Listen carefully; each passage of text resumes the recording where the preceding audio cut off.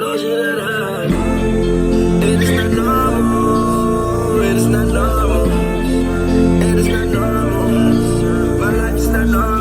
It's your boy Supr3mekeem, and as you already know, we're back with another video. Today we have Omni-Man versus Bardock, Invincible versus Dragon Ball Z Death Battle. Make your predictions in the chat before we begin the video. I predict Bardock winning because he's just stronger. I don't believe nobody's stronger. Nobody in any other show or universe, whatever you want to call it, is stronger than any DBZ character. DBZ power skill is freaking outrageous. But enough of my yapping, let's get right to it. I've been getting bad feedback on my reactions. Manscaped. Y'all saying I talk too much. I don't really know too much about this Omni-Man guy. I just know he's off like Amazon, correct? Omni-Man, Earth's once greatest hero. Alongside the Guardians of the Globe, he protected the world from all manner of threats. And then, in a single day, it all went horribly wrong. Omni-Man, how Omni-Man? Who Omni-Man? Who indeed? Champion of Earth, best-selling author J.K. Simmons, yet it was all a charade. With his murderous rampage only brought to a halt thanks to his own son. That's what I figured. I figured his son. Which I hear is a totally lovely utopia through brutal mortal combat with a K. Or wait, no, that came later. Viltrumites are among the most powerful beings in the universe. Now I'm 2,000 years old, 6'2", 250. I don't think this guy can even beat me. But if I'm being honest, I don't think he can even beat me. 6'2", 250, you got no chance with me. Expected to prepare the planet for imperial assimilation, which should have been easy since he's got your classic strongman superpowers and he's basically invulnerable, easily knocking around asteroids the size of Texas. He can fly at unbelievable speeds, soaring from Earth not faster than Bardock. in under 1 week. But Bardock low-key mid though, you know what I mean? Like he got punked by Frieza.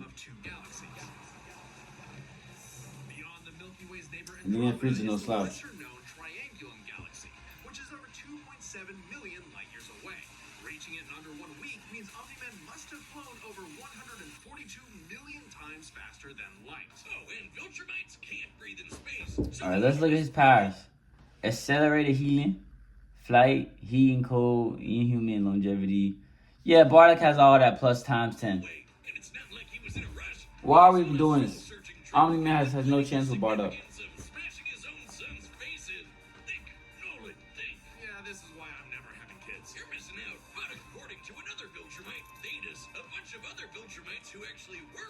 Unrelated topic, I went to the freaking barbershop the first time in like a month and a half. Of course the barber messed me up. Come on, man. I would show y'all, but nah.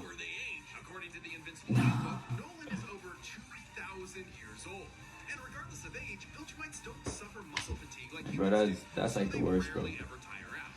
You delay a cut to look good, then you get your cut get messed up. Come on, let me see Bardock's stats, buddy. A Viltrumite's body contains smart atoms, which they subconsciously manipulate. This cellular structure can effectively and ones that actually watch the show, how do y'all feel about the show? I know it's #1. Do y'all like it?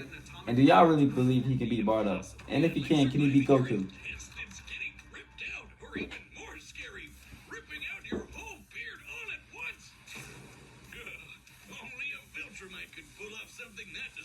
Nolan is incredibly tough, but if he faces superior forces, his smart atoms can adjust to make them even stronger by comparison. This is why Viltrumites let's remember that, the autumn part. Let's remember that. So right now I'm very biased saying Bardock. So let's remember these things, and then we're gonna come to a real conclusion.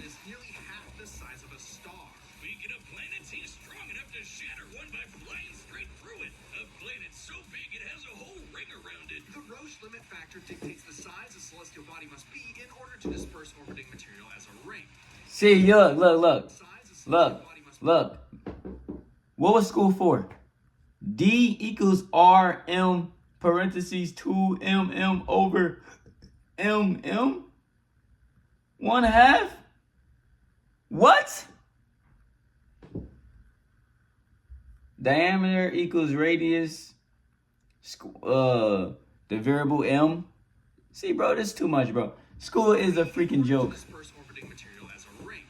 In short, an Earth-sized planet can't support such a ring, meaning this one must be much larger. And don't get me started on how the ring is actually made up of dead bodies because, spoilers, just go read the comic. If Roche isn't doing it for you, this planet also supports 5 moons in its orbit, and even the smallest is a perfect sphere, meaning its own gravity shaped it. At minimum, a moon like that must have a diameter of 600 kilometers, or 370 miles. Comparing this to the planet's diameter, we can tell this world is nearly 14 times larger than Earth. Or it was before. Escape. Black hole. Now, Omni-Man does have his weaknesses. Monsters like Grognar's can pierce Viltrumite flesh, and he's extremely sensitive to a specific high-pitched frequency, which can destabilize his body's equilibrium. But his real weakness turned out to be, you guessed it, fatherhood. Thanks to his son Mark, Nolan began to re-examine his perspective and his place in the universe. He settled down in a new place, got himself a new job, and even had a new kid with his new wife. Ooh, Ew. a bug. The bug lady, he banged a bug. What the heck? Everyone deals with parenting stress in their own way. When Nolan was lecturing to Mark about how insignificant people are, Mark wasn't the only one he was trying to convince, if you catch my drift. Nolan Grayson's real mission isn't planetary conquest or saving the innocent. It's to discover if a violent man who can break the world can also be a good father. Godspeed, Omni-Man. No matter how good you are, you're not gonna be a better fighter than Goku. In the Wow. far reaches of the cosmos, laid a world with a people like no other. The Saiyans. Born and raised to do just one thing. Vegeta. Fight. The Saiyans, a proud warrior people from the planet Vegeta, ruled by, King Vegeta. Wow, narcissist much. Exactly. Their pride blinded them to the truth of their impending doom. But perhaps one Saiyan represented the best of them, even during their waning glory days. He's cool, he's rude, he's got a bad attitude, and if he goes apeshit, you're totally screwed. And guess what? He's father of Goku. Oh wow, I never would have guessed. Right? What a curveball. So what does that make Turles? Who? Ahem. Bardock was a cold-blooded killer, ruthlessly conquering planets in service to the Saiyans' true overseer, Lord Frieza. They didn't just conquer planets. Alright, so 30 plus 5'10", 192. See, that's more like it. That's more of like a boxing. That's a fighter build right there. 5'10", 190. That's a fighter build. The other guy, he was overweight, 6'2", 250, buddy. Come on. Including one where he's a brilliant scientist. But only one is considered officially canon. Bardock's demeanor began to shift when he met and eventually married fellow warrior Gine, and had 2 sons, Raditz and Kakarot. No, Bardock didn't go totally. I never saw that picture before. That picture's tough. Raditz and Kakarot. No, Bardock didn't go totally soft. He was still a ruthless warrior. You know that iconic red headband of his? It's stained with the blood of his fallen friends. Hardcore. Bardock could fly, move faster than light, and was naturally adept in using his ki as an explosive weapon. AKA shooting lasers from his hands. True to his brutal screw-you nature, Bardock's moves are all about overwhelming power. But don't get me wrong, Bardock's isn't the best Saiyan, not even close to it. I don't even think Bardock's top 5. You got Goku, Vegeta number 2. Well, you have Broly number 1, Goku number 2, Vegeta number 3, Gohan number 4, Trunks number 5. Marriage didn't change that. While Bardock cared for Gine, in fact being one of few Saiyans of his time to actually have a romantic partner, he was still no family man. Like most Saiyans, he saw his sons as nothing more than future soldiers. Bardock was a low-class warrior, so it was unlikely his kids would grow up to be anything more than battlefield fodder. But they would still possess the Saiyans' power. Yeah, Rax was a freaking clown. He was a straight bum. Devastation. Big Monkey! Under the light of a full moon, a Saiyan with a tail manifests the Uzaru. This great ape form increases Bardock's power tenfold, turning him into an unstoppable kaiju. Quick, someone call Yajirobe! While some Saiyans can maintain control over this berserker form, low-class warriors like Bardock don't receive the same level of training as those of higher birth. Prince Vegeta's control is so precise he can speak while changed, but Bardock cannot. And it's questionable if he even remembers everything that happens when he goes full tilt gorilla. The Saiyan strategy is pretty much just monkey see, monkey smell. Despite being low class, Bardock's power level nearly matched that of King Vegeta, who could destroy multiple planets at once. At about this time, King Vegeta's power level was around 10,000. Yeah, we know power levels are kind of janky. But what the number really means. Outside of his fight with Gas, Bardock Didn't I just say that before the video started? defeats in canon. Their power system and power rankings are freaking crazy. Characters with similar levels to better understand his potential. Like when his son fought Prince Vegeta. What's the scouter say about his power level? It's Over over 10,000. 8,000. 8,000. Yeah, the dub changed it to fit Vegeta's lip flaps, but we only cover the cold hard truth, damn it. According to this movie pamphlet, Goku's power level between his fight with Vegeta and his trip to Namek was 10,000. This lines up with that previous reading and puts him on par with Bardock. Goku's training during the trip eventually raised him to 90,000 upon arrival, but this gives us a clear window. Yeah, early in the trip, he had to dodge a bunch of incoming asteroids and blast his ship away from a star, which is impressive considering the speed involved. The planet Namek is outside Earth's quadrant of the universe, and it took his ship 6 days to make the journey. Traveling a quarter of the universe's diameter would put the ship over 9.5 trillion times the speed of light. And Goku would have had to keep up with that kind of speed to do all that other stuff. Makes sense, given far weaker characters could reach the moon in a fraction of a second. Should be trivial enough. Head off attacks, conquer many planets, Getter, Future, Sight, Coolie, Chuli, Say Goku, Frieza. What is it?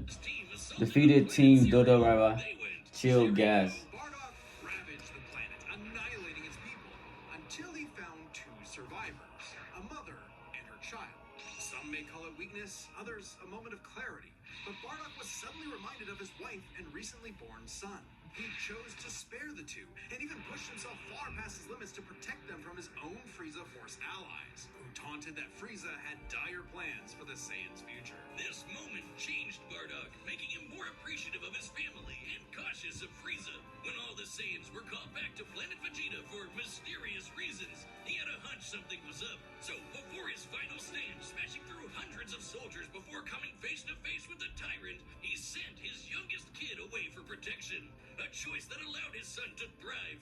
And hey, that's what good parents do. Kakarot. That would have a greater significance than Bardock could ever imagine. And then Dildo Dickhead blew them all up and he died. Or did he? Bardock got killed so freaking hard he got blasted back in time. Actually, he was pulled away by these 2 who miscalculated and misplaced him incorrectly in the time stream. Blah, blah, blah, non-canon, whatever. He survived. And when he realized what happened, he got so unbelievably pissed off, he went Super Saiyan. What?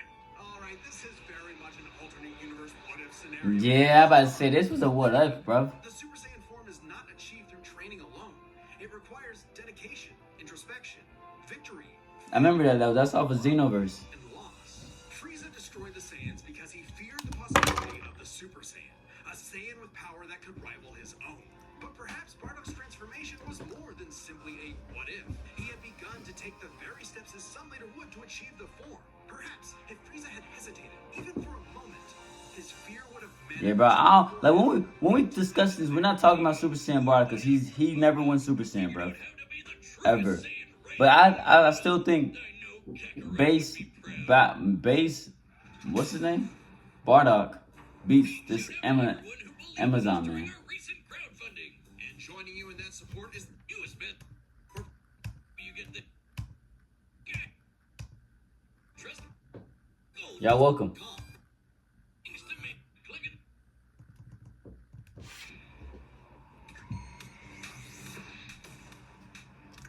Make y'all participate in the chat. I got a parlay on Bardock. Bardock by death. Nice. Plus 250. Can't see you guys. Just like my son, sticking his nose in places he's not. Ooh, nice. My son would kick his ass.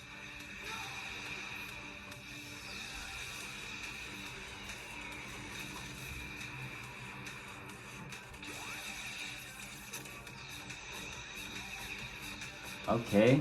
I'm liking the animation too.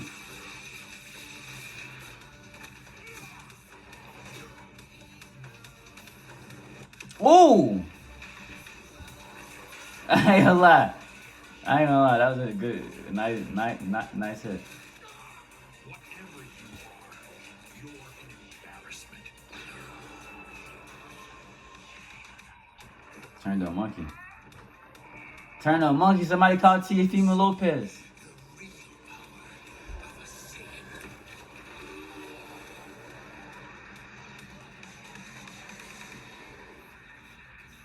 Am I supposed to be impressed?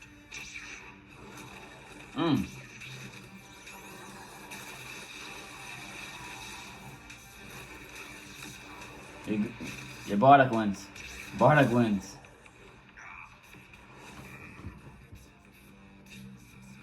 $347 already? What the freak? Oh!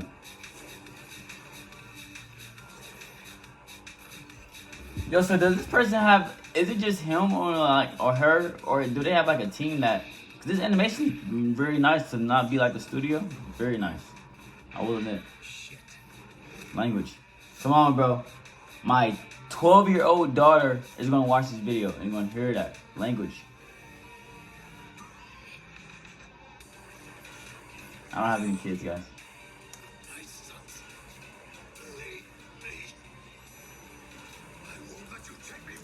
And I went to the Bengals game this oh shoot.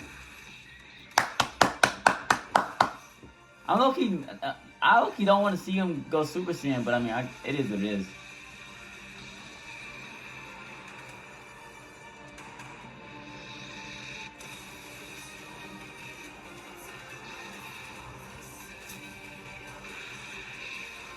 Get him, Bardock. End this. Do it for your family, man.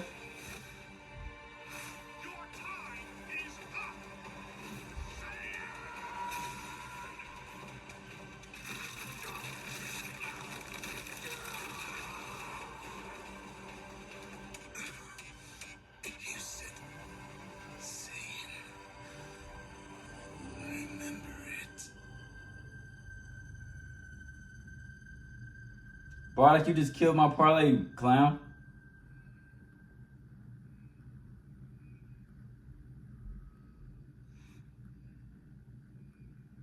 Ain't no way this dude beats Broly nor Goku.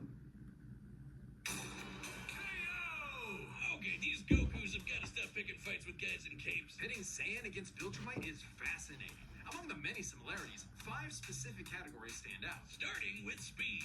Bardock is much faster, given his power level matched Goku. I never liked Bardock though, so I can say that. I never liked Bardock. I never was a Bardock fan. Add on the 50 times multiplier from Super Saiyan, and it's a huge difference. Right, Bardock clearly has the speed advantage, but strength and durability are another story. Though it doesn't seem like it at first, Bardock scales to King Veggie, who wrecked 3 planets at once, and Omni-Man only smashed 1.